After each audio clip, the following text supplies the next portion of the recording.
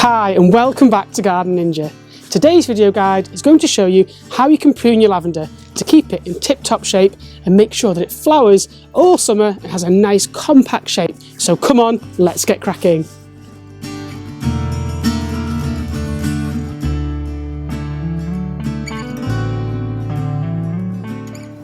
Now the prime time to prune lavender with your secateurs is when they finish flowering, which is usually at the end of September or the beginning of October here in the UK. But what if you've missed that window? Can you still prune them? Well, between me and you, the answer is yes.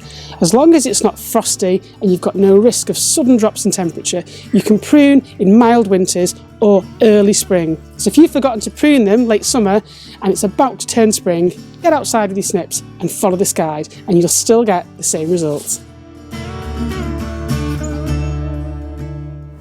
Now when it comes to lavender in the garden, it really pays to prune it once a year to help keep a neat shape and make sure that it has consistent flowers.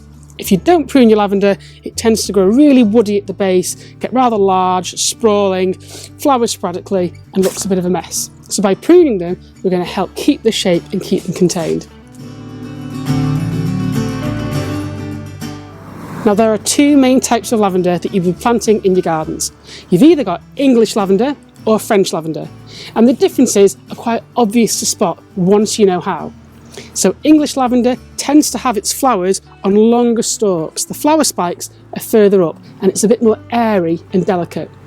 English lavender is far hardier than French lavender, so it can survive our English temperatures far easier, meaning that it can probably get away with being in a spot that's a little bit more exposed than French lavender.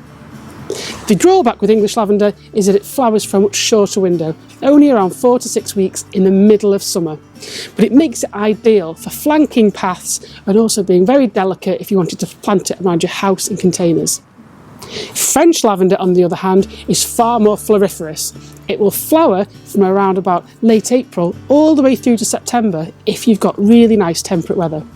The flowers are much more blousy. They tend to have this short, stockier spike with these bracts that look a little bit like petals that come out from the top of the flower.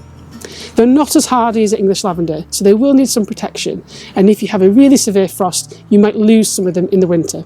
So I tend to consider French lavender for places that are really well sheltered, or use them in pots that you can then overwinter in a greenhouse. But they're the two main types of lavender, and I'm going to show you now how to prune them. So come on, let's get our snips.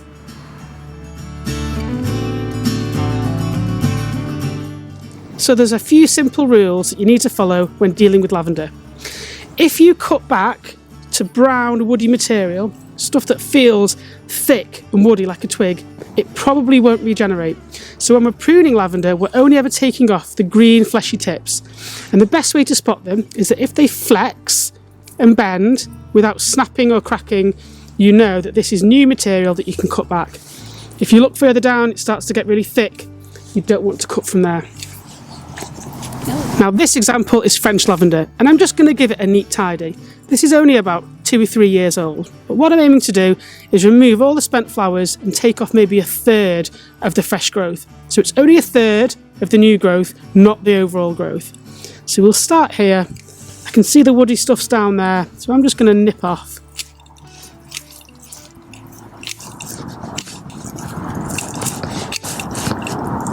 You can see just a third, just tidying it up.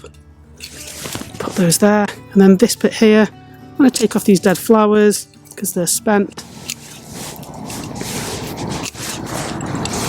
Again here and here. If you've got really big lavender shrubs that have got to sort of this height and you've got a lot of them, you can actually use head shears. So hand shears, same principle, you go around and take a third off. But I think, looking at that shape now, you'll see it was up here, now it's down there. That's nice and neat. It's in a good shape for next year. So that one is done. You can either compost these or use them for aromatherapy. You can dry them because they still smell lovely and hang them in the house. Win-win. So let's show one more example on this French lavender. So I'm just going to be a bit fast and furious. Bendy material, about a third. I just work my way around with my nice sharp pair of secateurs, just nipping back this lavender.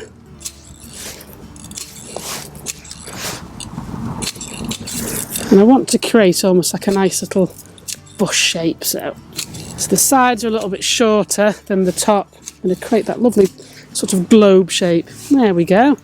And as this gets a little bit older, it will bulk up in that same form.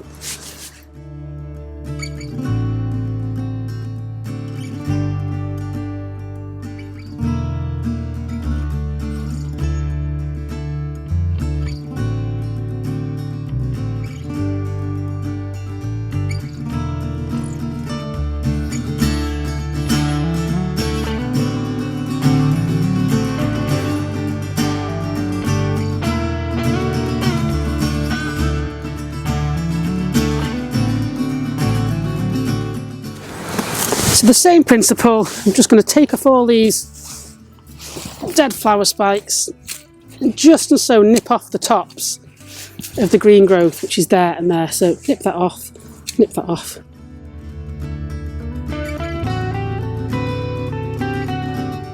And it starts to look much neater. There we go. Easy.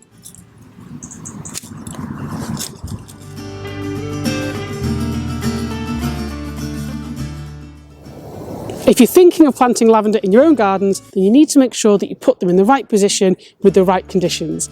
Now, lavender are from the Mediterranean region, meaning that they like warm, dry, arid conditions. They don't like heavy clay, waterlogged soil or shade. If you've got those conditions, pick a different plant because lavender will never survive there. However, if you've got containers, you can plant lavender in positions that will get that full sun and will give you amazing blooms. So it's always worthwhile checking the conditions that you have in the garden and matching the plants to it, not simply going out, buying a load of full sun plants and then trying to force them in shade. It just won't work. But if you've got that full sun and a warm garden, then lavender is a brilliant hardy plant that you can use to bring that amazing scent to your garden. If you've not already subscribed to my YouTube channel, hit the red button to subscribe today. Also click the bell for notifications. We'll have access to hundreds of garden design hints, tips and hacks from me, the Garden Ninja. And best of all, it's free. So there you go, how to prune lavender to make sure that it keeps that beautiful form and gives you flowers every year. If you've liked this video, please make sure you subscribe to my YouTube channel by clicking the red subscribe button below. Or why not visit my blog, gardenninja.co.uk, where there are hundreds of garden design hints, tips and hacks to help you make your gardens awesome. You can also visit my forum on my website where there are thousands of other ninjas there to help you with your specific gardening problems. I've been Garden Ninja, happy gardening.